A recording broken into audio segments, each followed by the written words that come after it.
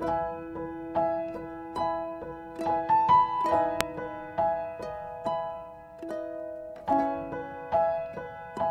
ang nagulat sa lumabas na balita na di umano'y lumapit na ang mag-amang Sara Duterte at Rodrigo Duterte kay former Vice President Leni Robredo upang magpatulong na labanan ang kasamaan ng kasalukuyang administrasyon at upang mapigil ang nalalapit na impeachment ni Inday Sara.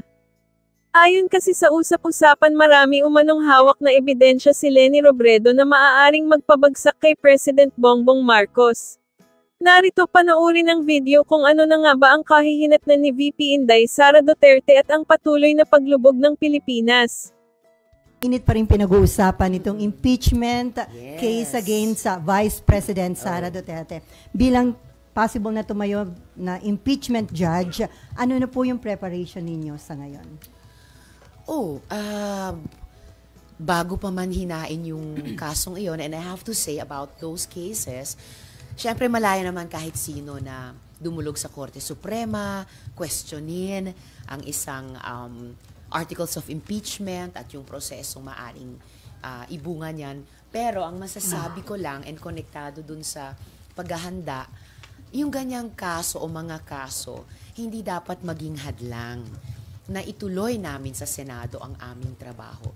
Hiwalay naman di ba? Ang pagtitreat at pagdedesisyon kung sakali ng Korte Suprema sa ganyang kaso sa pagtupad namin dito sa Senado sa aming tungkulin. So, magkapareho at parehong matitimbang na tungkulin yan nung dalawang sangay ng gobyerno sa aming trabaho ayon sa konstitusyon. So ma'am, kumbinsido kayo doon sa stand ni Senate Minority Leader Coco Pimentel na kung susundin yung constitutional duty ng Senate pagdating sa impeachment, dapat immediately umaksyon ang Senate leadership?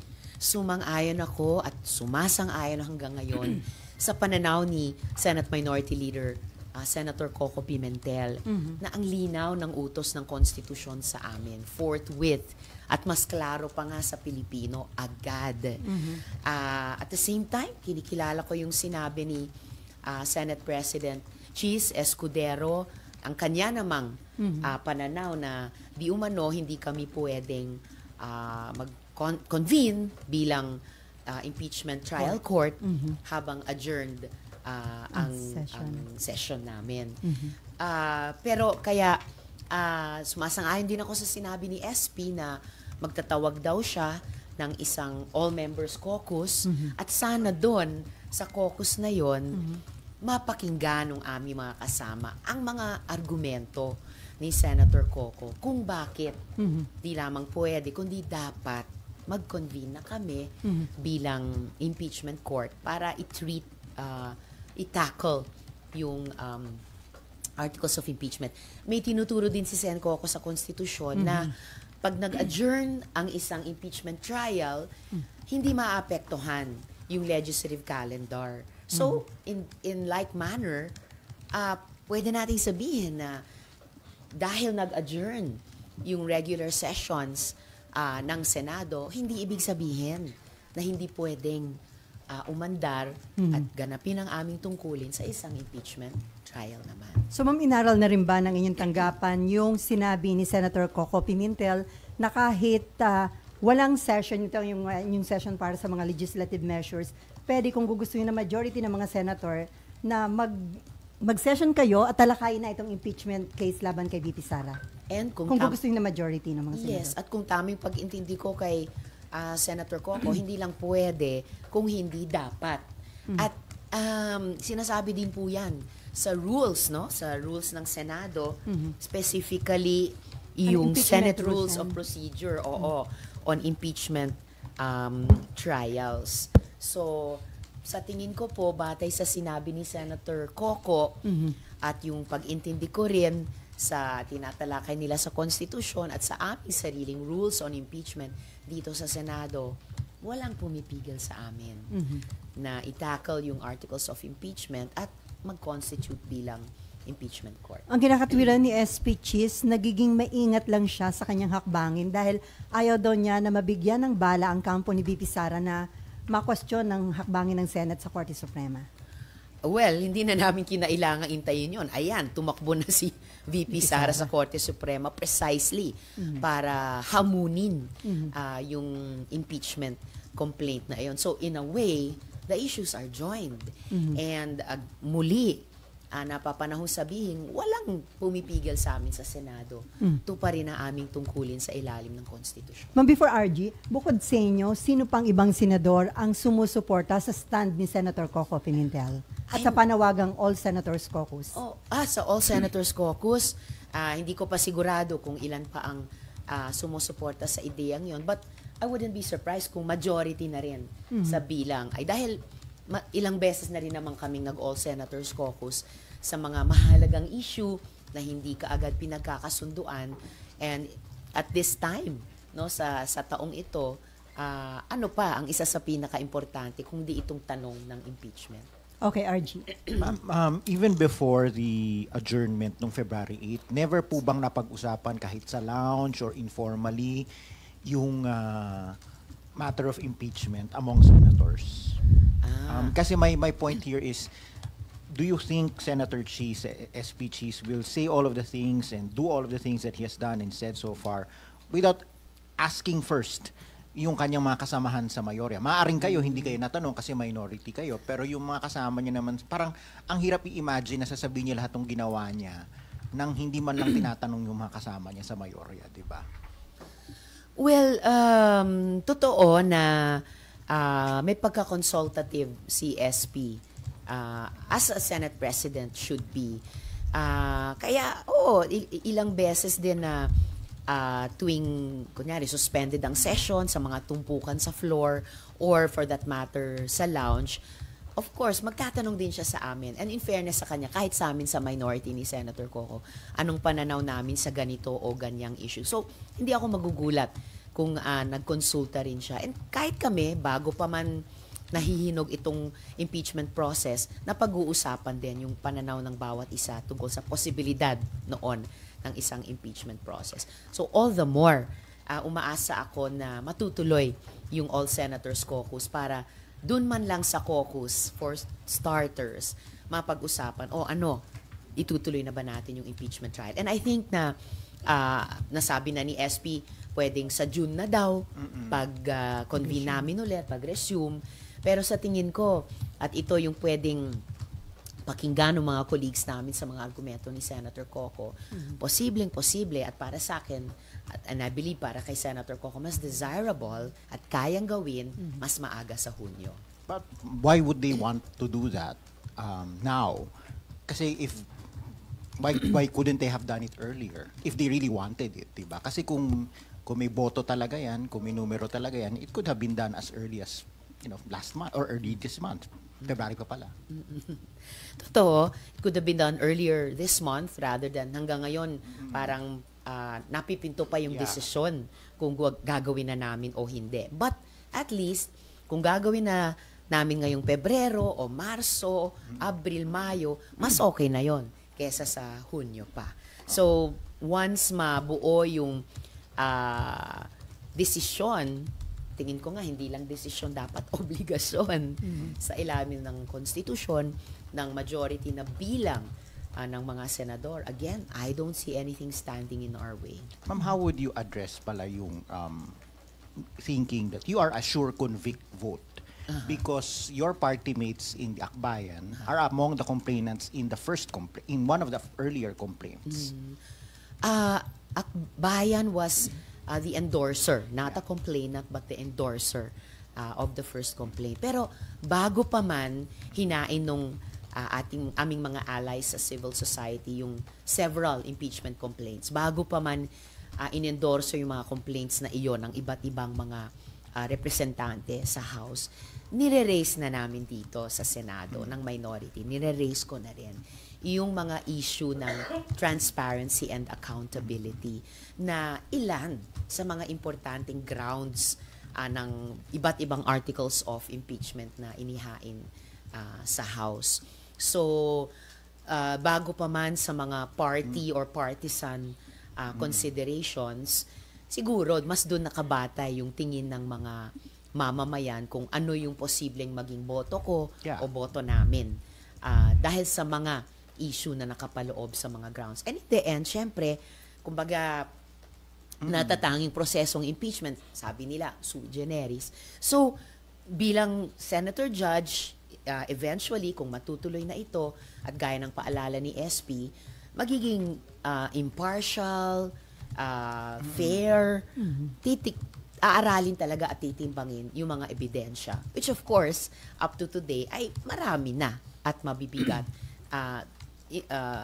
sa isang parang plain na pagtingin. But again, the impeachment process is unique unto itself.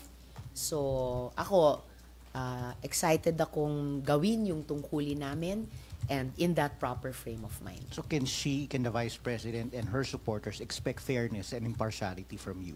Of course, she can. They can. As she could have and they could have sa mga previous processes na magkasama kami o nagharapan kami. And I expect no less from her.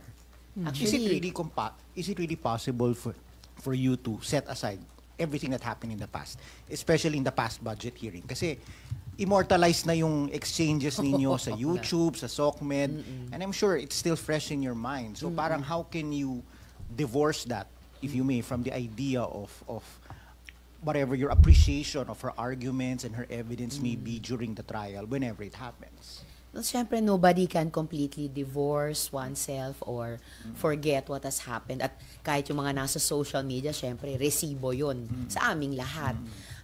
But the point is, as has been done by senators before and senates before sa mga previous impeachment trials, yun yung hamon sa aming lahat at hamon din sa akin. To have that frame of mind na, okay, as if nagsisimula sa simula. Kasi ngayon pa lang naman, if ever, magkakaroon ng impeachment process sa particular na public official na ito. So, kailangan pakinggan ko, as it were, with new ears, isipin ko with a new mind. But syempre, dahil tao, and I think as a responsible legislator,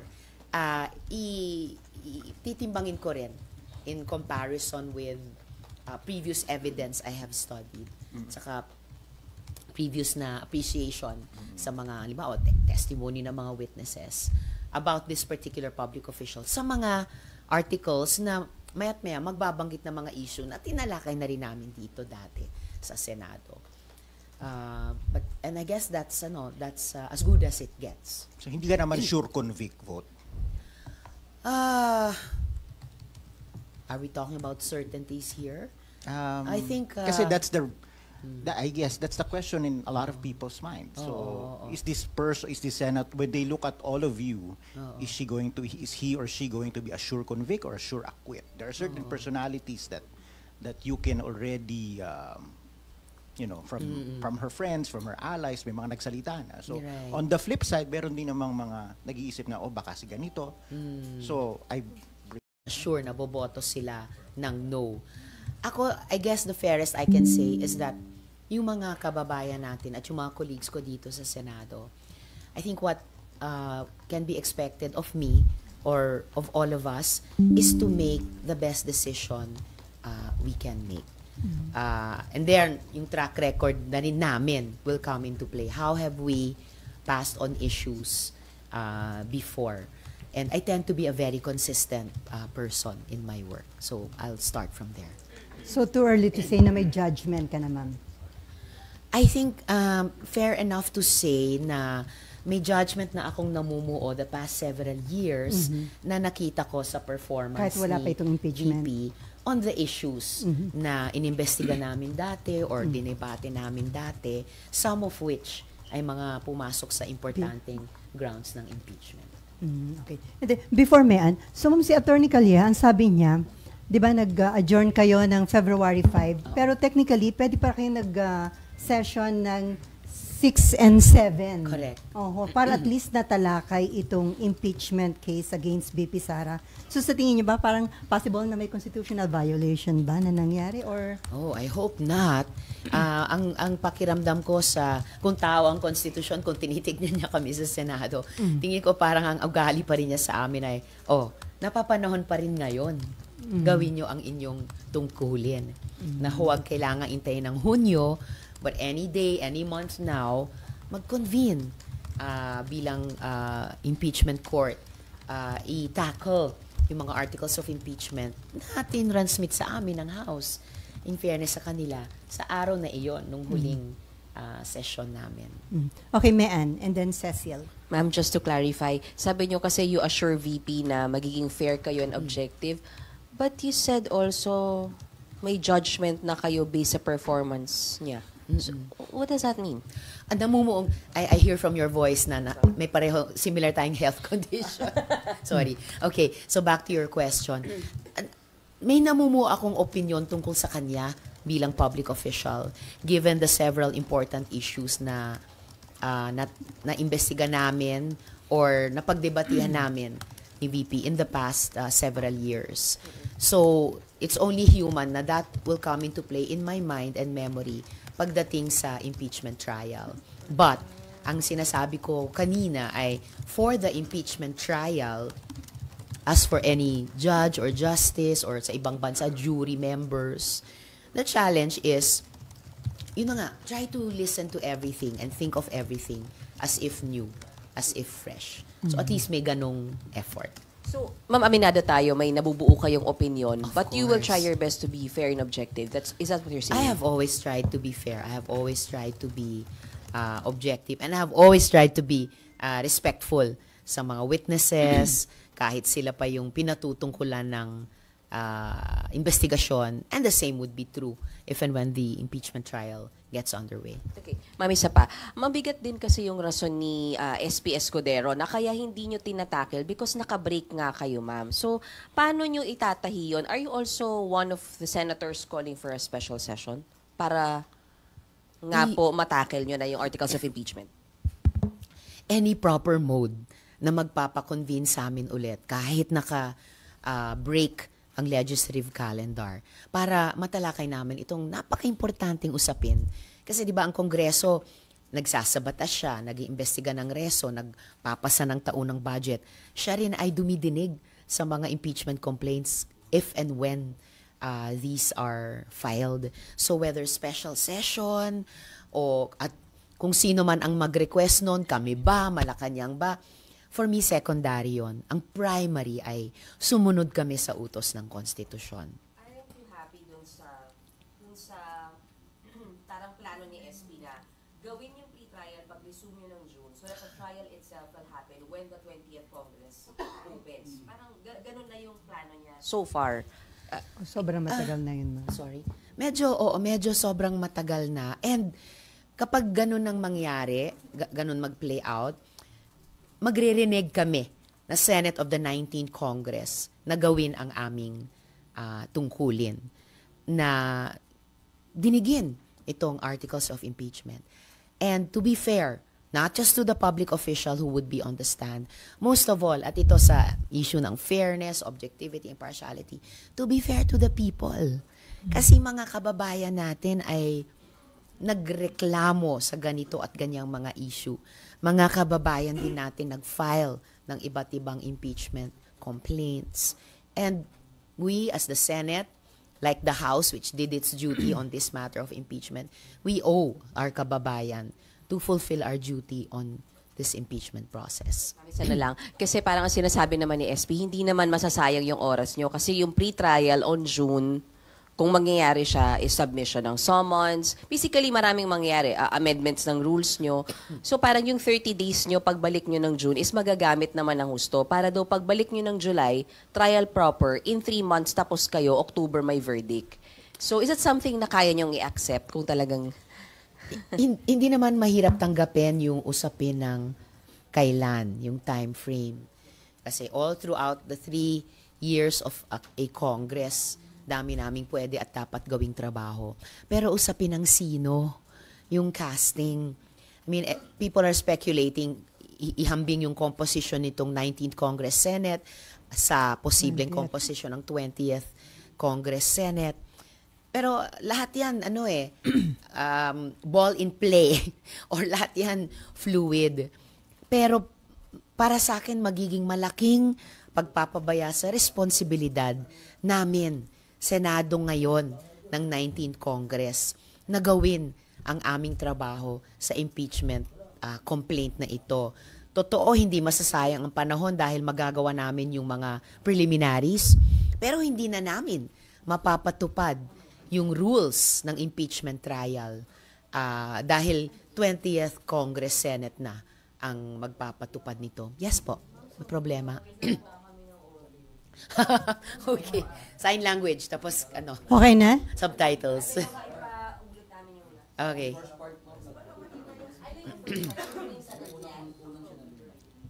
Ano yun, itong huling tanong o kanina pa? Huling tanong. Okay na? Okay na ngayon? It's okay. Ano nga yung huling tanong? Okay. Oo, yung, Okay. from 19 to 20. Sige. So,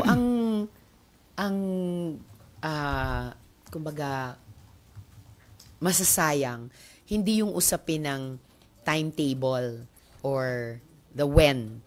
It's the who na masasayang. Yung casting ng 19th Congress Senate. I know people are comparing yung casting namin ngayon at yung casting ng posibleng 20th Congress Senate dahil may intervening election and kung ano daw yung posibleng fortunes ng impeachment complaint comparing the 19th and the 20th Congresses. Pero ang masasayang ay yung magawa naming mga 19th Congress Senators, yung aming buong tungkulin. Kasi magagawa namin yung mga preliminaries all the way to formulating the rules. Pero hindi namin mapapatupad yung rules na yon dahil kung mangyari yung timetable na sinasabi, 20th Congress Senate na ang magpapatupad nito. And we, the current senators, would have reneged on our duty to hear this impeachment complaint. Yes. So yun, kung paubayan namin na sa 20th Congress Senate pa ang didinig sa impeachment complaint na yon, kaming mga senador ng 19th Congress would have reneged on our responsibility to do just that now. Before Cecil, Marlon, and RG, ma'am, possible ba na kaya hindi na-actionan itong impeachment case against BP Sara, aside dun sa stand ni SP na dapat may session, dahil naka-recess ang session, dahil din ba marami kayong kasamahan, re-electionist, umiiwas dahil maiipit sila kapag nagkaroon ng impeachment trial? Well, that's a fair consideration siguro sa kahit sinong re-electionist. Pero malay ba natin kung gawin ng ating mga mamamayan at botante na electoral issue itong impeachment? Kasi hindi lang simpleng political issues ang grounds for impeachment. Mga usapin talaga ng paggogobyerno, mga usapin ng transparency and accountability. So it could go either way. Yung pagtansya ng mga kasama naming re-electionist. And it's easier said than done, lalo na sila naman ang re-electionist. Pero over and above everything else, tungkulin talaga namin. And I suppose, isang basis para sa electability or re-electability ay yung pagtupad sa tungkulin. So mas mabigat yun, ma'am, yung agampanan ninyo, yung tungkulin ninyo sa pagdating sa impeachment kaysa dun sa iyong pagkampanya bilang re-electionist? Oh, that would be too easy for me to say and hard for them to say. Pero I think fair na magsing bigat yon. At lalo na nga kung maging election issue itong impeachment. Okay, Cecil, Marlon, and then back to RG.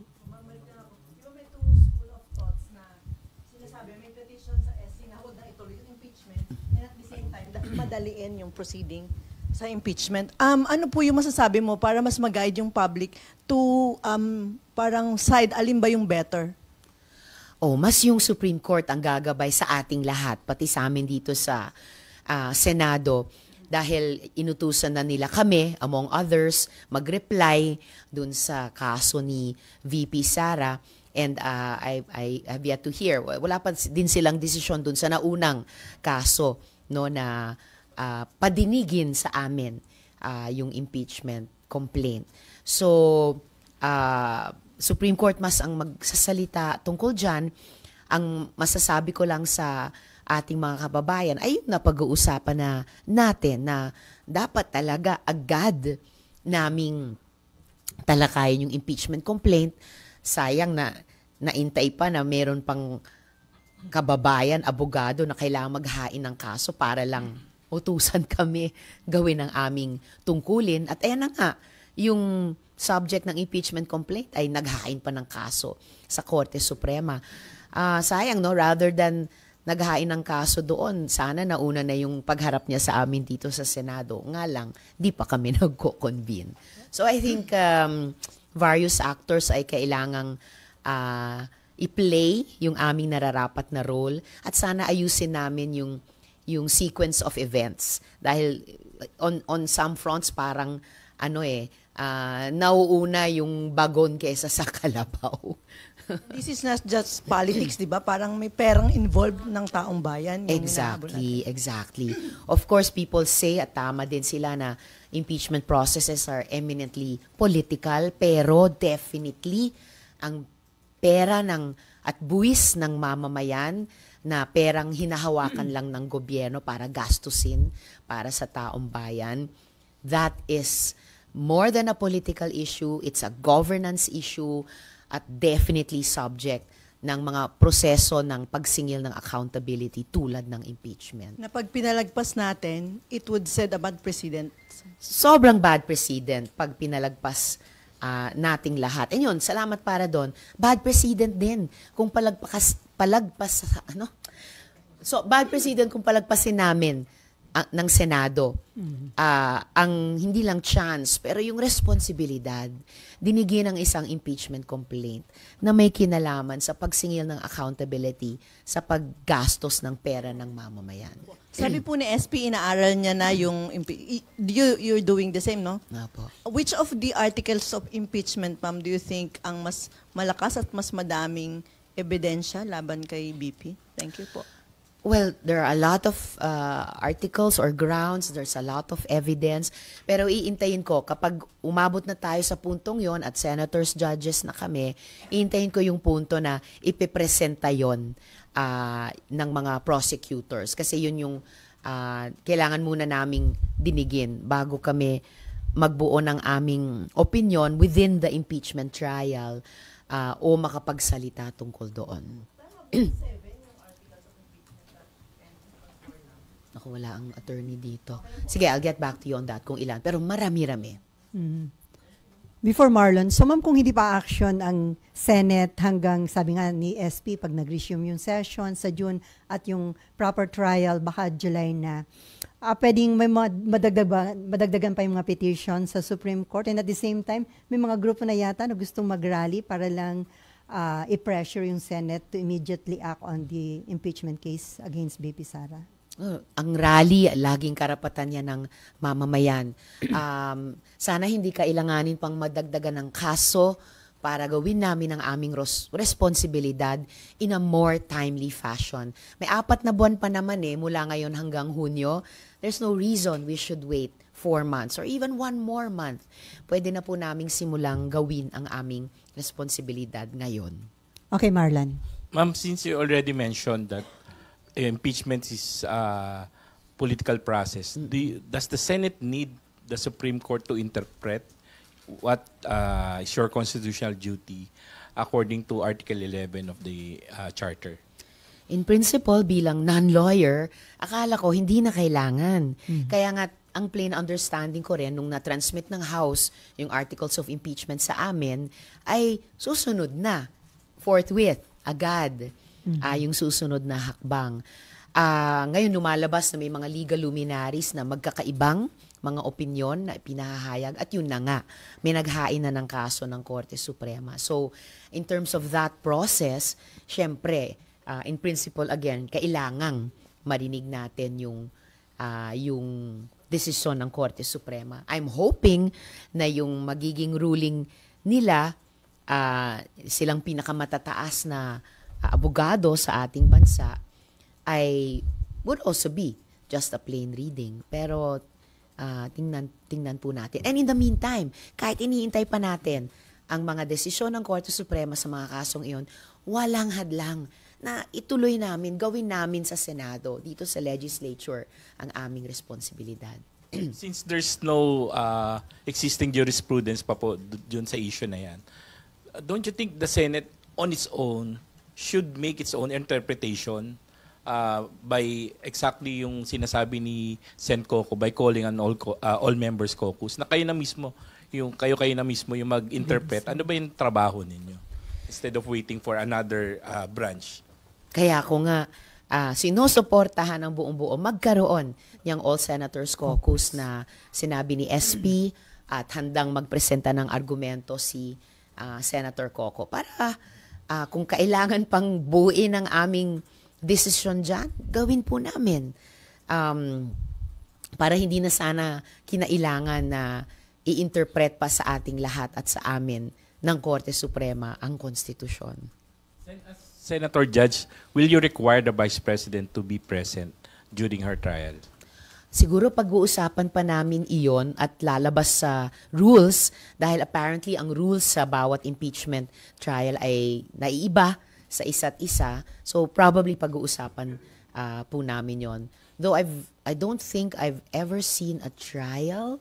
Inaalala ko yung mga napanood ko bilang mamamayan noon na mga impeachment trials. I'm not sure I've seen an impeachment trial or any ordinary trial for that matter na wala doon yung defendant sa ordinary trial or yung subject ng impeachment. Pero malamang pag-uusapan pa po namin yon sa pagbuo ng rules. That's because nakita naman natin in previous events sa House na si BP kahit iniimbitahan siya, hindi siya nagpupunta. And do you think this should be a different kasi these are trial, hindi nakatulad ng proceedings na nangyari sa House? Well, kung magiging sa rules namin na dapat present yung subject ng impeachment, then she should show up. Before RG, ma'am, may mga hinar na kayong legal consultant para sa impeachment? Pinag-aaralan muna ng mga abogado sa staff ko. So, we're in the very early stages. So, wala pa pong pag-uusap tungkol sa pag-hire ng mga legal consultants. Pero of course, if and when the trial gets underway, yun ang magiging pinaka-interesante sa siguro lahat ng mga abogado dito sa Pilipinas. And I'm sure there will be those willing and able to help the Senate na gawin yung aming trabaho. May mga kinoconsider na kayo, ma'am, na i-hire na legal consultant? Wala pa kasi kailangan pa naming magkumbinsihan sa hanay naming mga senador na tara, gawin na natin yung ating trabaho. Huli na tayo ng ilang linggo. RG and then Mav. I have two more questions, ma'am. Kasi sabi po ninyo, impeachment is political. Also, There is, in the past, there was a past survey saying that almost half of the respondents are in favor of the impeachment. But there's a new survey coming from WR Numero, who is a partner of EBS-CBN, saying almost half, 47%, disagree with the impeachment of the Vice President. So how do you think, question number one, how do you think are these surveys going to weigh in sa desisyon ng mga senador? Considering it's a political process, it has become an election issue, rightly or wrongly, and hindi lang for this election, but also for 2028. May mga nagsasabi, this is the first real chance of her opponents to take her out with the perpetual disqualification from public office. I think surveys are taken into consideration ng kahit sinong mamamayan na nasa responsableng posisyon. And of course, including us here in the Senate. Isang paraan yung kasi na kunin yung pulso ng mamamayan. And at the same time, bagamat nga, gaya ng sinasabi ng mga kababayan natin, impeachments are also political. Pero impeachment trial is a trial. So kahit siguro yung mga judge o justices sa mga trials, distinct from an impeachment trial, ay talagang sinusubukan nilang magsuot ng garb of impartiality. So again, that will be one of the requirements to us. I guess I can't say it plainer than that. Parehong magwiweigh sa minds namin at sa mga puso namin. And in the end, we will just have to decide based on the Not just about the articles as parang written words lang, pero yung karanasan at yung mga ebidensyang sinasabi at yung mga opinyon na binubuo ng ating mga mamamayan who live through these issues that are at the heart and soul of the articles of impeachment. Naisip niyo na po ba yung implications nung sa 2028 with the perpetual disqualification from public office? Is that something that weighs heavily na, yun na nga, you can make the prospect of another President Duterte go away by imposing that penalty? Of course, it's on our minds also. Kasi isa sa mga mabibigat na implikasyon yan or consequence ng isang impeachment. And for others, na lalo na yung mga victim survivors na nakatrabaho namin sa mga earlier investigations, na mga earlier issues, para sa kanila, hindi nga ito looking forward lamang sa mga future na mga eleksyon. Para sa kanila, and para din sa amin na mga allies nila, it's also finally a reckoning sa mga past na mga krimen laban sa kanila na never pa nila nakakuha ng substantive na hustisya at saka never pa sa kanilang nakasingil ng accountability. So, in a way, kung matuloy na yung impeachment trial, past and future will collide in the present. And imperfect as any process is, imperfect as any decision is, baka pagkakataon din ito at responsibilidad sa amin sa Senado to give a little bit more of a measure of justice and accountability sa mga hindi pa nakatanggap nito. Okay, Mav. Ma'am, hello. Ayan. Ma'am, you already mentioned na yun nga po, past and present future will collide. Do you think it would be possible to differentiate si VP Sara dun sa tatay niya na naging presidente? Because a lot of the past investigations ng Senate were concerning mostly the past administration, not really VP Sara po. Of course, we must distinguish VP Sara from Duterte, the former president. Di naman si Duterte ang ini-impeach Ibang process yung napipinto sa kanila, yung ICC. So, labas yon sa impeachment trial. So, kapag matuloy na yung impeachment trial, there is only one public official na implicated dyan, and that's VP Sara alone. You mentioned lang din po kanina na you're very supportive of the All-Senator Caucus, but then for example po, hindi po ito matuloy. Would you go so far as na kausapin yung mga kapwa nyo senador, because you're also friends with them, na kung hindi tayo magko-caucus, convince them by your own po? Baka ngayon pa lang kinakausap na namin ni Sen Coco yung mga kasama namin. So, again, that's part of the normal na ganap dito sa napaka-human na institution natin, napaka-Filipino na institution natin. And sana pag natuloy na yung All Senators Caucus, siguro sa loob nun, maraming kumbinsihan din. So, yeah, no problem. Sorry, ma'am, so meron po kayong kinakausap ni Sen Coco, and if meron nga po, ano po exactly yung napapag-usapan? Actually, wala pa akong nakakausap tungkol dyan, pero I'm guessing it wouldn't be impossible if Senator Coco is speaking to our colleagues. At yun na nga, nasulatan na niya yung si SP. Opo, at ginawang public yung sulat. Okay, ma'am, other topic na tayo. Ma'am, kahit nung December 30 binigay na deadline ni PBBM para nga tapusin na yung mga operasyon ng POGO sa bansa. Pero until now, marami pa rin mga galamay at POGO bosses ang nasa bansa at yung iba engaged pa rin sa mga illegal activities and criminality. So, nakukulangan ba kayo sa hakbang ng mga otoridad o talagang magiging mahirap na completely maging POGO-free tayo? Of course, mahirap maging completely POGO-free agad. Kasi at least 9 years na sila o 8 years sila nandito mula ng panahon ni Duterte. Pero mahirap man, we can put and we should put an end to them. Diba? Inanunsyo yung ban sa kanila, SONA pa, Hulyo pa, more than half a year ago. Nailabas na namin yung committee report ng Senate Committee on Women, Children, Family Relations, and Gender Equality. Last month or early this month, nakahain na yung aming anti-pogo bill. Naglabas ng EO ang Malacanang para bigyan pa ng ngipin yung inanunsyong pogo ban at tuloy-tuloy yung mga law enforcement operations. Pero obviously kulang na kulang pa rin. Yung mga pogo bosses na yan, malamang marami sa kanila andito pa rin. Hindi pa lumalabas kasi ino-oversee pa nila yung pag-morph ng kanilang pogo operation sa mas maliliit, guerrilla-like operations. May mga bago pa silang modus, no? Mga travel ads.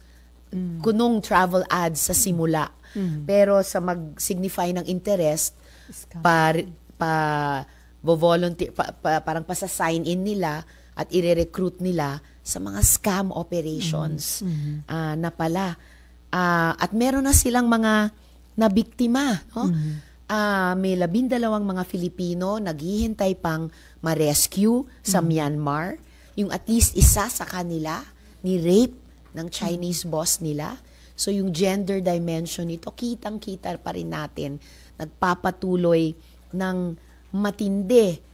And so the accountability again of public officials, ang linaw, pinoint out namin yan sa committee report na kaya't pagkatapos ng appropriate investigation ng mga relevant agencies, kasuhan din sila. Kasama si Mayor Criseldo Calugay ng Suwal. Dahil nabunyag ng mga hearings namin na yung staff niya ang mismong nagpapirma doon o nagpanotaryo doon sa affidavit ni Guo Huaping kahit wala na pala noon sa Pilipinas si Guo Huaping. Hindi po mamamayagpag yung mga pogo na yan kung walang ganyang mga public officials na nagpoprotekta sa kanila. And I'm very happy that we are meant na kaya nilang makuha yung mga cellphone number at iba pang mga data. So, nakakabahala po ba ito? Nakakabahala at nakakagalit talaga. Ang kakapal talaga ng mga mukha, di ba? Ang tatapang talaga ng mga apog, di ba? Kasunod na yan ng, di ba, yung unang naarestong mga di-umanong Chinese spies na yung ganyang mga espionage equipment nila nakaturo dun sa isang coastline ng West Philippine Sea. So talagang nagsasalubong na yung mga issue, yung mga haka-haka at yung mga ebidensyang lumabas kahit doon sa aming mga POGO hearings.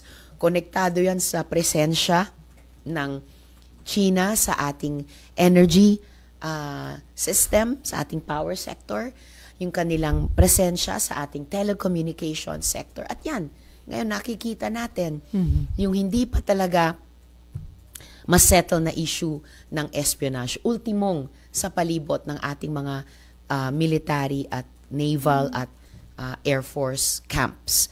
Hindi pa rin na-settle yung issue ni Shi Zhejiang, yung confessed Chinese spy na nagsabing si Guo Huaping ay kapwa, tawag ng Nika, agent of influence.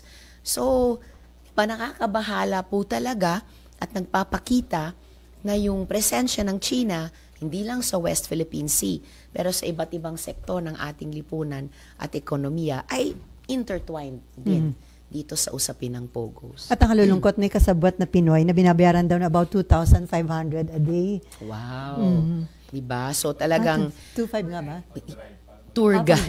Tour guide. Wow! Baka ma-get yung mga totoong tour guides at operators natin, no, na sobrang nag-suffer at di pa nakaka-recover mula ng panahon ng pandemya. So talagang nakakalungkot at sobrang nakaka-disappoint at galit kung may mga kababayan pa tayong tumutulong sa mga Chinong ito na mag-espiya sa ating sariling bayan. Okay, Ace and then Marlon. Ace. Hi, Sense. Hello. Bukod dun sa travel scam, sa tingin niyo lumipat na itong mga pogo dun sa kidnapping? Kasi sabi ng PNP na yung sa international student nila na nakidnap, possibly may kinalaman daw sa pogo. Tapos tumataas din, by 40 na yata, yung cases na may kinalaman sa kidnapping ng Chinese nationals. Thank you. Oh my God. Well, yung pag-ngidnap nila sa isa't isa, maaga nang lumabas yun na problema, di ba? Bago pa nating tuluyang at matinding inimbestiga ang pogo at yung epekto nila sa ating mga Pilipino. Pero kung yung nauna na nilang pagkikidnap sa isa't isa at sabi noon kaugnay ng pagkakautang dahil sa gambling, kung yan ay may resurgence ngayon, tapos nangingidnap pa sila ng mga Pilipino, no? At kung mga estudyante pa, kung pumapatay pa sa mga driver o household staff nila, ay talagang nakakatakot. At kung yung kidnapping as a whole ay may resurgence dahil sa pogo, so ayan, nakikita na naman natin kung paano ang pogo ay naging pugad talaga ng iba't ibang mga krimen laban sa ating mga Pilipino at laban pa sa mga dayuhan dito sa Pilipinas. So, napakalaking public safety issue talaga. Okay, nice. Marlon. Ma'am, dapat bang payagan ng BI yung tinatawag na self-deportation? Kasi marami daw dun sa mga naaresto, hindi lang mga pogo bosses, pero yung mga pogo employees na mga Chinese who are being allowed na mag self-deportation, sila yung aalis sa Pilipinas? Or dapat po ba yung BI, yung gobyerno, yung mag-ensure na talagang pupunta sila dun sa destination nila? Kasi may mga reports din ng PAOK na nakuha na nagkakaroon ng parang stopover. At doon, pag nag-stopover, nakakatakas yung mga na-deport na POGO employees. And hindi natin alam kung makakabalik sila sa Pilipinas o pupunta sa ibang lugar para makapambiktima ulit. Oh, that's interesting and important. Lalo na kung yung stopover ay mga bansa, halimbawa tulad ng Cambodia, na dati ng hub ng POGO at mula doon dito sila pumunta. At nung araw ng SONA, pagkatapos i-anunsyo ang ban, na-pick up yung chatter sa mga Chinese websites na yung mga POGO dito ay naghahanda ng lumipat o bumalik sa Cambodia na naman. Na alam din natin na human trafficking destination para sa mga Pilipino na binibiktima sa mga POGO at scam hubs doon. Importante din iyan dahil naging pattern din dati na halimbawa yung mga dineport mula rito, mula sa POGO hubs dito, ay pumabalik lang naman. Or kung hindi pa nakakaalis dito, halimbawa yung POGO hub sa Porac, Pampanga, yung mga workers doon later nahanap sa POGO hub doon naman sa Cebu. Showing yung interlocking directorates din ng mga POGO hubs dito sa Pilipinas. Or yung mga na-rescue sa POGO hub sa ibang bansa, inuwi dito, mga kababayan natin, nagre-repeat victimization doon sa ibang bansa. So, importante sana na kahit may so-called self-deportation, na in fact, isa sa mga unang ipinanawagan ng ating mga otoridad, syempre, kung lalabas sila sa Pilipinas, dadaan naman sila. Dapat, dadaan naman sa Bureau of Immigration. And for any vetting as well ng ating mga law enforcement authorities na innocent victim survivors ba sila, pa-self-deport, or nagkaroon ba sila ng criminal record dito, dapat malaman din, lalo na kung later on, magtutour na naman sila dito or papasok na naman bilang workers. At kung may ganong mga criminal records, either way, sana magkaroon ng coordination sa mga immigration authorities dun sa ibang mga bansa, whether yung final destinations nila or kung saan man sila posibleng mag-stop over para siguruhin na talagang makakarating sa dapat pupuntahan at hindi magdi-detour somewhere, no, to the detriment ng hindi lang Philippine pero regional na efforts na tapusin itong POGO nightmare na ito. Don't you think lahat na yung deportation dapat gawing mandatory instead of payagan yung sinasabi nga nilang self-deportation? Well, ngayon ko rin lang narinig kasi yung term na self-deportation. Kung deportation talaga, so dapat may organized action sa panig ng sending government at yung pagtanggap din sa kanila nung receiving government or gobyerno man ng home country nila. Sa SP lang sila, Senate or kasi may naka-file na bill si, I think it was Jinggoy Senator Estrada. Jinggoy na para palakasin yung espionage law sa Pilipinas. yes. Kasi to sunod-sunod na naman yung arrest ng mga Chinese national allegedly involved in spying.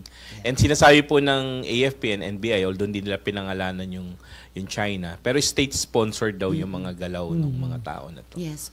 No, I definitely agree with SP Pro Temp Jinggoy Estrada at maaga ko na rin ipinanawagan na i-update at palakasin yung ating anti-espionage laws. Lalo na't ang China, for one, meron siyang mga espionage or national security laws na nire-require yung mga mamamayan nila, kahit yung mga state-owned enterprises nila na nagnenegosyo dito sa Pilipinas o kahit sa ibang bansa na kapag hiningan nila ng impormasyon, obligado silang magbigay, kahit siguro to the point of spying. So, sinusuportahan ko din yung panawagan ng NICA nung nagsalita sila sa huling hearing ng Senate Committee on Women tungkol sa POGOs na precisely i-update at palakasin yung ating anti-espionage law dahil yun ay originally para lamang sa times of war. Pero peacetime, wala po. Nag-iba na yung espionage. Hindi lang tuwing gera ginagawa ng ibang mga bansa. Kahit tulad ngayon, wala namang gera, wala namang hot war. Pero ayan, patuloy yung pag-aresto ng ating law enforcement authorities sa mga dayuhang ito, mga Chino, na di umano, nag-espiya pala sa atin. Okay, last 3 question. Raymond. Ma'am, yung balik tayo dun sa issue ng parang may collaboration na nangyayari from certain individuals or sectors supporting yung Chinese narrative tuwing may issue na lumalabas. Right. Many times naobserbahan na yung social media natin flooded with Chinese narratives. Supposedly may mga sumusuporta sa kanila. How do you look at this na nangyayari instead of supporting yung Philippine stand? Kung minsan ay mas matimbang pa yung pagsuporta niyo doon sa narrative ng mga Chinese authorities. Iyan ay bahagi talaga ng influence operations ng China sa buong mundo. And we feel it very strongly here in the Philippines. Na tuwing bubuli nila tayo sa West Philippine Sea or merong anumang issue na may ginagawa silang masama o mali sa atin, maglalabas talaga sila nung kanilang mga propaganda na pinasisinungalingan yung nararanasan ng ating mga mangingisda o Coast Guard o Philippine Navy o iba pang mga kababayan. Ginagaslight nila tayo na hindi naman namin ginawa yon. And in fact, kayo, Pilipinas, mga Pilipino, ang lumalabag sa aming karapatan. And I would expect that from Chinese state-owned media. Pero hindi ko aasahan at hindi ko matanggap. At talagang sobrang masakit marinig o mabasa o makita mula sa sariling mga kababayan. It is very regrettable. Not something na aasahan sa kababayan o sa isang mamamayan ng Pilipinas. Unfortunately, yun ang name of the game ngayon ng Beijing. But talagang lumalaban talaga yung kalooban ko sa ganyang gawi ng ilan nating mga kababayan. Related to the 2025 election, may mga grupo na nananawagan na huwag suportahan yung mga supposedly suspected o candidates who are suspected to be supporting yung Chinese narrative or masyado silang tahimik when it comes to issues regarding the West Philippine Sea and POGO and other issues related to the relations between the Philippines and China. Would you support such kind of call, ma'am? Partly. Yung mga tahimik, baka may iba't iba silang konsiderasyon, although I think regrettable yung pananahimik dahil pag inaatake yung ating bayan, pag inaatake yung ating mga kababayang mangingisda o Coast Guard o Navy personnel, dapat nagsasalita tayo. Pero I would support that call dun sa mga sinasabing sumusuporta sa Chinese narrative. May termino nga kahit dati pa Manchurian candidates, yung mga sumusuporta o sinusuportahan ng Beijing. Kasi ang linaw na kahit sa mga napaka-recent issues, kung ganong kasama ng mga state-sponsored ng China na mga gawain dito sa ating bansa. Yan man ay POGO, yan man ay pakikialam sa ating energy sector, yan man ay pakikialam sa ating telecommunication sector, yan man ay tahasang pag-espionage laban sa ating bansa. So, at this point in time, klarong hindi natin kaalyado ang China. At kapag may importanteng proseso tayong gagawin, tulad ng eleksyon, napipili tayo ng ating mga leader, dapat klarong para sa Pilipinas at national interest ang kanilang magiging paggogobyerno o pagpapasa ng mga batas. At hindi para sa interes ng China na makakasakit sa interes ng ating bayan. Okay, Mav. Ma'am, you remember after po nung SONA ng presidente na sinabi niya nga po na ibaban na yung POGOs, there was a time na wala na talaga yung mga scam texts, parang nanahimik po talaga lahat. Why do you think nagkaroon po ng resurgence recently? Yeah, napansin ko rin nga yan And it's really very worrying na totoo, dumadami na naman yung mga kababayan natin, kahit yung mga kamag-anak natin, mga kaibigan, nagre-reklamo na, wow, may resurgence na naman ng mga scam texts and messages. Kumpara nga nung panahon ng Hulyo, Agosto, nung nakaraang taon, ang daming ang nakapansin na, wow, talagang drop. Kung hindi man zero, steep drop ng volume ng mga scam texts and messages. Kaya may realization na, talagang revenue stream din yan ng mga POGO. So, kung yung pag-research niyan ay indication na nakahanap nga na naman ng footing at secure footing ang reinvented POGOs para sa sarili nila. So, bukod sa ang laking estorbo na naman ng scam text at messages sa atin, very worrying kung naka-land na naman on their 2 feet ang mga POGOs sa atin. Oh, and yes, dapat yung mga loopholes dun sa EO na nabanggit ko kanina, that was Executive Order 74, dapat ma-address. Lalo na yung provision dyan sa EO na iyan na excludes online games of chance conducted in PAGCOR-operated casinos, licensed casinos, and junket agreements.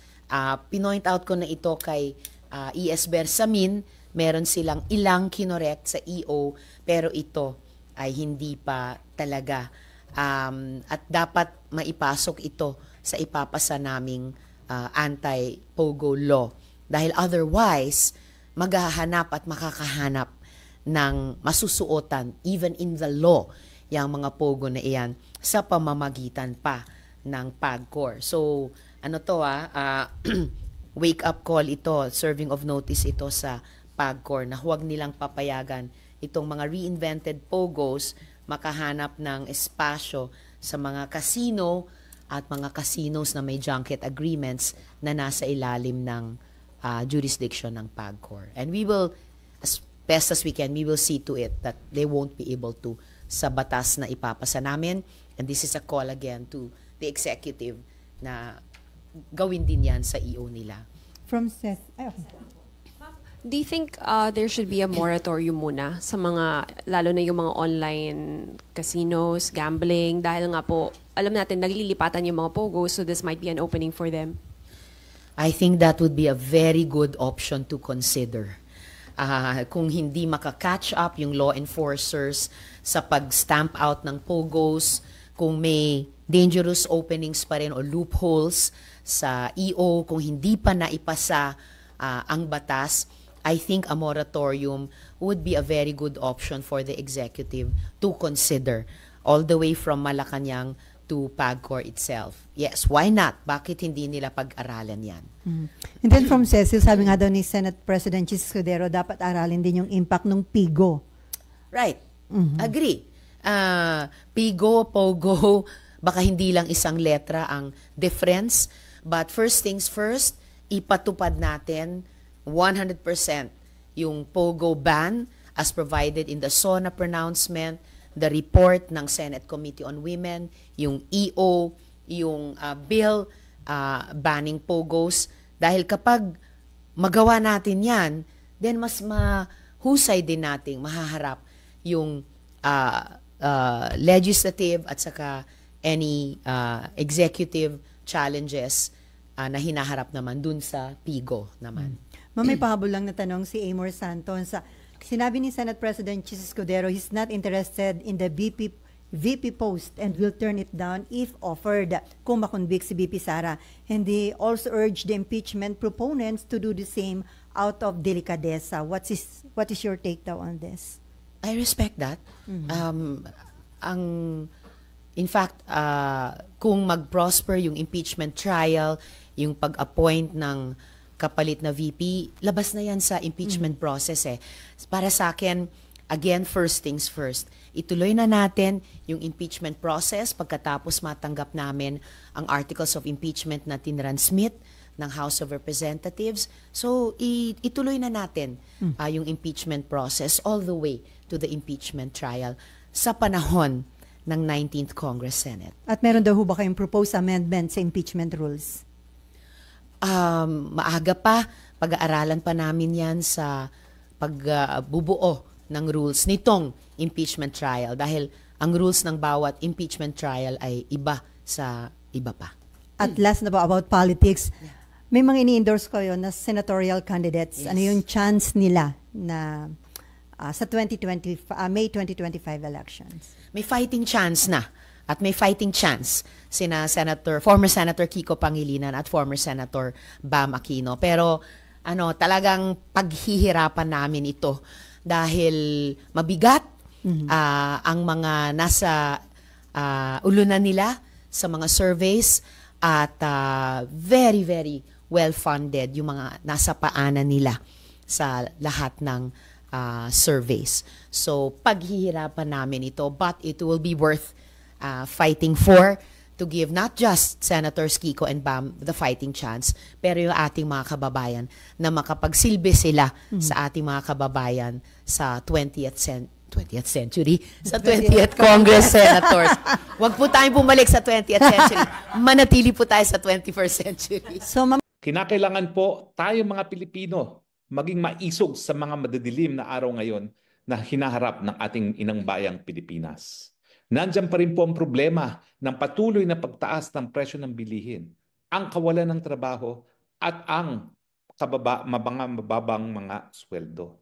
Bukod pa po dyan, ang problema ng lantarang korupsyon, hindi lang po doon sa 5,500 flood control projects na nagdulot ng baha na mukhang naging lawa ang buong Pilipinas, kung hindi po doon sa tinatawag kong institutional corruption, kung saan ang Kongreso mismo ang pinagmumulan ng korupsyon. Masyado po nilang binaboy ang 2025 budget na naging dahilan para tawaging pinakakorap na budget sa kasaysayan ng Pilipinas. Yung aking isinulong pong batas na universal healthcare na nagnanais na wala ng Pilipinong mamamatay dahil lamang sa kahirapan, bokya po sa funding. Ano pong binigyan nila ng pondo? Ang kanilang mga sarili. Dinoble po ang budget ng Kongreso. Dinoble ang budget ng Presidente. Tinanggal ang pera para sa pensyon ng mga kasundaluhan at kapulisan. Tinanggal ang pera na nakalaan para maging moderno ang ating hukbong sandatahan. Zero budget para sa kalusugan ng ating mga kababayan. Napakadilim po ng mga pangyayari sa Pilipinas. Dagdag pa dyan ang issue na nagiging diktador na po ang ating Presidente Marcos Jr. sumusunod sa yapak ng kanyang ama na diktador ng Marcos Sr. Sinusupil po ngayon ng mga vloggers. Ako po ngayon naninirahan in exile dahil nangako ang tambaluslos na pupulbusin ang mga Duterte at ang kanilang mga kaalyado gaya ni Harry Roque. Ang mga pobre mga vloggers gaya ni June Abines, sinerba ng search warrant, kinuha ang computer, kinuha ang laptop, kinuha ang cellphone para siya'y patahimikin bilang isang vlogger. Mabuti na lang, nag-ambag-ambag ang mga taga Cebu, ibinili ng bagong cellphone at ng bagong laptop para siya'y magpatuloy ng kanyang pagbablog. Papayag ba kayo na talagang patatahimikin ng mga kritiko dahil ang gusto nila manatili sa kapangyarihan forever gaya ng ginawa ng ama? At nang sinita sila ni Presidente Duterte sa Cebu na papunta na tayo sa diktadorya, nang gagalaiti sila lahat sa galit. Bakit?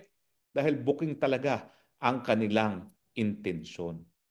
Nung maaga pa lang sa termino ng presidente at ninaisan nilang baguhin ang saligang batas sa paggamit ng pondo ng bayan para bilhin ang mga pirma ng ating mga kababayan, alam na natin na ang kanilang misyon ay Marcos Forever Part 2. Nagdududa ba kayo kung bakit nila talagang hinuyurakan ang pagkatao ni Inday Sara Duterte?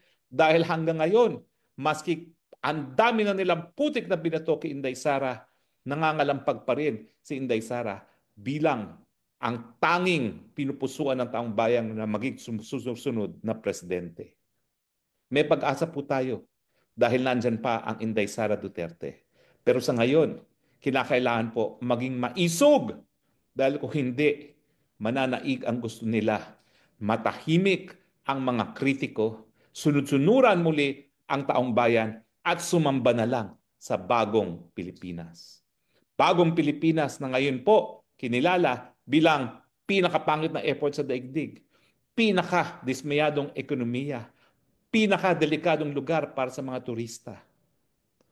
Sa ekonomiya po, ang ating trade deficit sumadsad po sa pinakamababang figura at ang piso patuloy pong nawawalan ng balor. Mananahimik ba ho tayo? Hindi po. Kayo pong mga nasa Europa, kayo po ang susi sa pagbabago sa Pilipinas.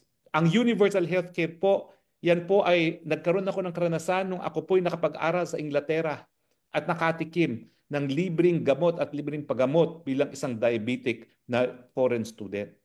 Kaya nga ang sabi ko po, pag ako nagkaroon ng posisyon, pag ako'y nagbigyan ng pagkakataon, ibibigay ko rin ang universal healthcare sa ating mga kababayan. Naisabatas na po, pero hindi po tinutupad dahil inuna muna ang kanilang korupsyon kesa sa benepisyo sa taong bayan. Ito rin po ang dahilan kung bakit ako'y nakikiusap dyan sa ating mga kababayan sa Europa na suportahan ang Gabay Party List number 139 sa balota. Sila pong nangako ng tamang pagpapatupad ng ating batas na universal healthcare. Nang sa ganon, lahat po ng Pilipino magkaroon din ng karanasan gaya ng karanasan nyo dyan sa Europa na hindi namamatay ang mahihirap dahil lamang sa kahirapan. Panahon na po yan dahil yan po ay obligasyon ng gobyerno. Hindi po yan palimos sa kakababayan nating mga Pilipino. Sila rin po magpapatupad ng tama ng ating sinulong ng batas na libreng irigasyon sa lahat ng maliliit na mga magsasaka. Ang problema po ngayon, bagamat nandyan na po yung batas na yan, 50% lamang ng ating kabukiran ang merong patubig. Kinakailangan po yung pera para sa flood control gamitin para lahat ng mga baha magamit natin para sa irigasyon. Nang sa ganun po, matigil ang patuloy na pagtaas ng presyo ng pagkain sa Pilipinas na nagtutulak ng presyo, ng taas ng presyo ng lahat pang iba pang bilihin. Patutupad din po nila yung libreng tanghalian sa mga nagugutom na kabataan, ang pangako ng Gabay Party List. Lahat na po ng estudyante, hindi lang po yung mga nagugutom, ang bibigyan ng libreng tanghalian. Ibigay na po natin yan sa ating mga estudyante kesa sa bulsa ng mga senatong at mga congressman. Tama ba ho? At siyempre po, marami pa silang bagong panukalang isusulong gaya ng Whistleblower Act. Kinakailangan po natin ng whistleblower, yung mga magsusumbong, mga magbibigay ebidensya sa mga kurakot sa gobyerno dahil kung hindi po natin sila bibigyan ng proteksyon, hindi po matitigil ang kultura ng korupsyon sa Pilipinas. At siyempre, yung aking pinanindigan nung noon pa, ang Freedom of Information Act na kinakailangan lahat ng impormasyon na nakakaapekto sa pang-araw-araw ng buhay ng mga Pilipino, magkaroon ng access ang ating mga kababayan dyan. Ang aking pakiusap po, 139 Gabay Party List para sa ating party list. So aking mga kababayan dyan sa Europa, kayo po talagang pag-asa. Dahil kayo dyan sa Europa ang nakakita na kung paano dapat gawin ng mandatong gobyerno na magbigay serbisyo sa mga mamamayan mula pa nang sila'y sinilang hanggang sila'y mamatay. Sana po, dahil sa inyo, mamumulat ang mga mata ng ating mga kababayan ng paninilbihan sa gobyerno. Yan ay dapat nagre-resulta sa benepisyo sa ating mga kababayan. Ay Martes, kaya meron na naman po tayong Spokes Hour. Meron po tayong ginugunita ngayong araw. Ito po ang ika-39 na anibersaryo ng People Power 1 kung kailan ang taong bayan, ang sambayan ng Pilipino ay sinipa at sinuka ang Marcos Jr. Meron po tayong kasabihan, ha? Ang hindi lumingon sa pinanggalingan, hindi makakarating sa pupuntahan. Kaya importante po, wag nating kakalimutan ang araw na ito bilang tagumpay ng taong bayan laban sa isang diktador na magnanakaw at lumabag sa karapatang pantao. Hindi po tayo po pwedeng masubject to community standard, ha? Dahil lang sinabi kong magnanakaw ang Marcos Sr., yan po ay desisyon ng Korte Suprema ng Pilipinas at ng Korte ng Switzerland. Nung binalik nila yung bilyong-bilyong pera na nahanap nila doon sa Switzerland na deposito ng mga Marcoses, no? Hindi rin po pwedeng magsabi sila na kasinungalingan ang sinasabi natin na pumatay, na nurture at nag-enforce disappearances sa mga Marcos dahil meron pong desisyon ang hukuman sa Hawaii kung saan nag-award nga sila ng 2 bilyong dolyares para sa mga biktima ng martial law. So sinuka po ng taong bayan ang Marcos Sr. dahil siya ay magnanakaw, mamamatay tao, nano-nurture at nag-enforce disappearances. At syempre, alam naman natin ang kasaysayan. Yung Marcos Sr. noong panahon na yon, hindi na siya po pwedeng tumayo muli para sa re-eleksyon. Anong ginawa niya? Kunwari, meron daw banta sa seguridad ng bayan at ito ay yung pag-ambush kay Juan Ponce Enrile dyan sa Wakwak Subdivision at ginawa niyang dahilan para magdeklara ng martial law. At syempre, matapos madeklara ang martial law, pinasarado ang Kongreso at siya na mismo ang naging Kongreso. One-man Congress ang nangyari sa kanya at one-man executive. Kaya nga sinasabi natin na diktador siya. Kasi nga, kung anong sabihin ng presidente dahil siya ay ehekutibo at siya rin ang talagagawa ng batas, yan ay masusunod. Alam din natin ang ating karanasan pag nagkaroon ng diktadorya. Unang-una, ang diktadorya payayamanin ng sarili at ang kanyang pamilya. Yan po ang legacy ng Marcos Sr. Nagpayaman sa posisyon, pinayaman ng mga cronies. At marami sa mga cronies ngayon, narariyan pa rin. Sila pa rin ang mga tycoon. Huwag niyo pong kakalimutan ang kayamanan nila galing po sa nakaw. Pangalawa, huwag natin kakalimutan, ha? Talaga pong pinagpiestahan ng kahirapan ng ating mga kababayan, lalong-lalo na yung mga magsasaka ng buko. Naku po, yung ginawa nila na coconut levy na siningil nila sa mga pobreng mga magsasaka ng buko, yan po ay ginamit nila para sa mga korporasyon na ginawa nilang mga pribado at hindi naman nakinabang po ang mga magsasaka. Hanggang ngayon po, yung pondo na yan ay hindi pa po pinapakinabangan ng mga magsasaka bagamat meron na pong batas na nagsasabi na dapat pakinabangan na yan ng mga magsasaka ng niyog. Pangatlo po, talagang sinusupil po ang kalayaan ng malayang pananalita at kalayaan ng pamamahayag. Dahil kapag ikaw ay diktadurya, siyempre galit sa iyo taong bayan dahil ang gusto ng taong bayan ay demokrasya. Kaya anong ginawa niya? Pinasarado lahat ng mga kalabang mga periodiko at telebisyon. No? Pinasaradong ABS-CBN, pinasaradong GMA at ang natira lang ay yung government station na PTV4 na walang ginawa kundi magpatugtog ng may bagong bukas, yung bagong, ewan ba kung anong tawag doon, bagong lipunan anthem. No? At yan po ay mukhang nangyayari muli, gaya na nangyari sa pagpapasara sa SMNI at yung mga pananakot at bantang pagpapakulong sa mga vloggers. Ano pa ang leksyon natin sa diktadurya? Kapag may diktadurya na nagpapasasa lang sa posisyon, ang bayan nakakalimutan. Kaya dun sa panahon ni Marcos, tayo po'y naghirap dahil sila lang po ang nakinabang. At kaya nga po ang buong daigdig ay talaga naman pong kinasuklaman ang diktaduryang yan dahil nga yung nakita nilang koleksyon ni Imelda Marcos na sandamukal na mga sapatos na mga mamahalin, yan po'y patunay na kapag ikaw ay nagkaroon ng diktadurya, payayamanin mo lang iyong sarili at kakalimutan mo na ang bayan. So yan po mga ating leksyon na hindi dapat konsintihin ang diktadurya, hindi dapat pumapayag na yunuyurakan ang demokrasya. Marami nagsasabi na hindi pa tayo natututo ng ating leksyon. Well, sa akin po, natuto naman po tayo dahil hindi na talaga tayo pumayag na manatili pa ang diktador matapos ang 20 taon.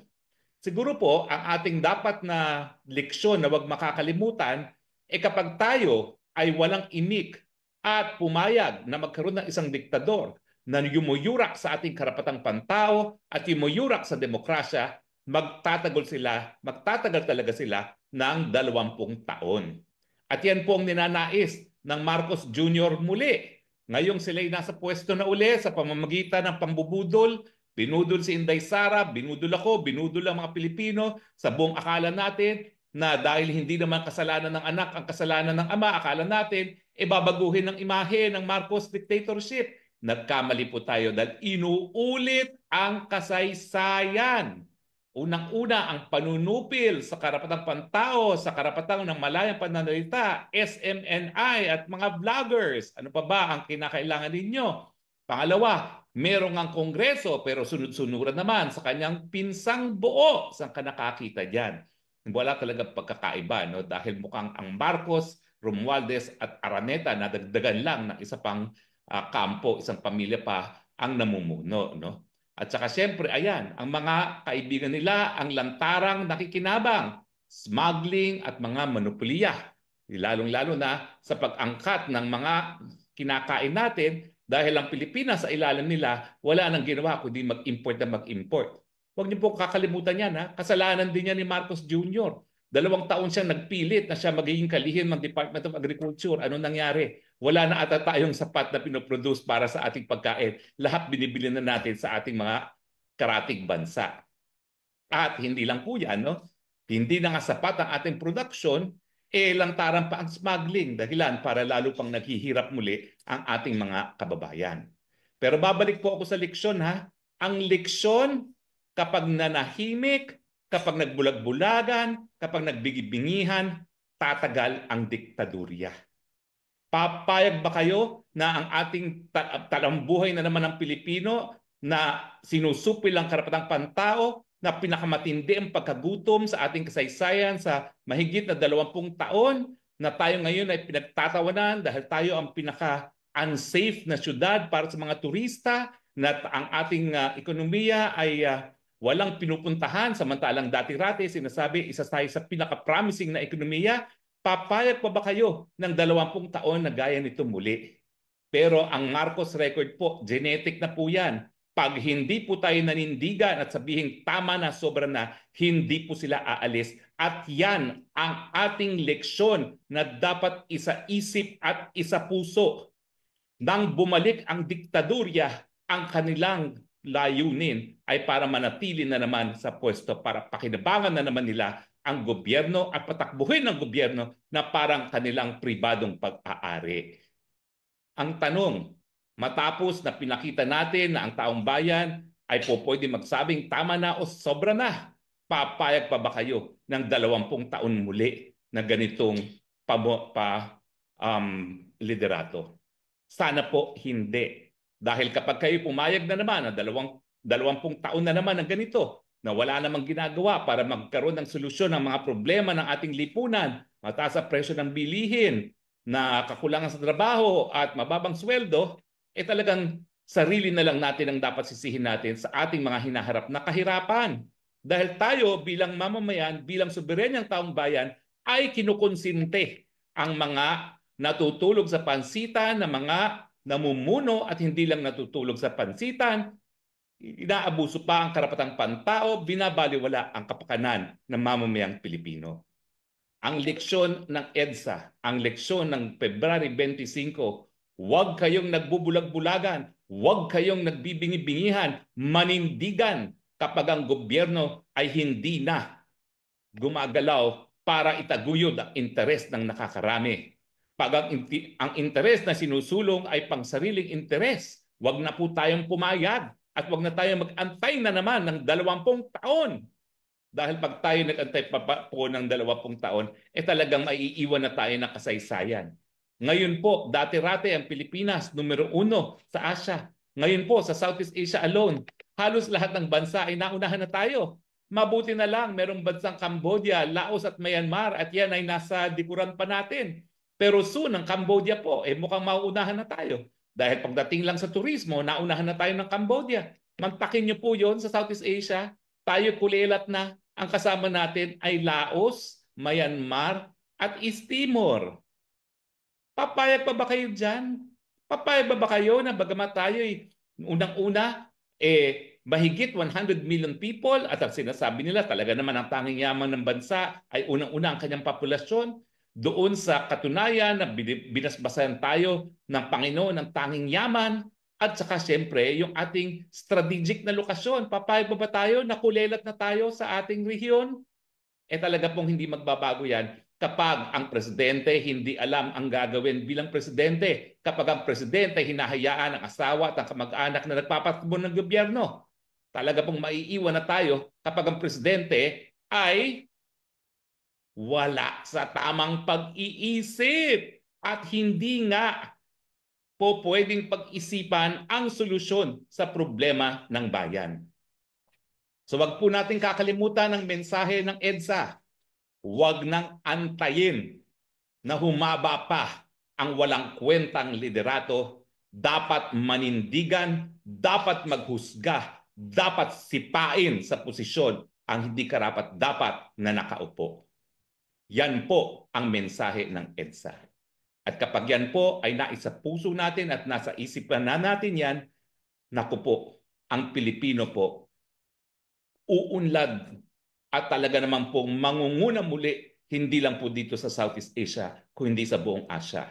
Dahil naniniwala po ako, lahat ng tanging yaman, lalong-lalo na ang kayamanan natin dahil tayo ay mga mamamayang Pilipino, ay nasa atin na. Binayayaan na tayo ng Panginoon at nagiging hadlang lang ang mga leaders natin na walang kamuwang-muwang kung anong dapat gawin sa ating mga kababayan.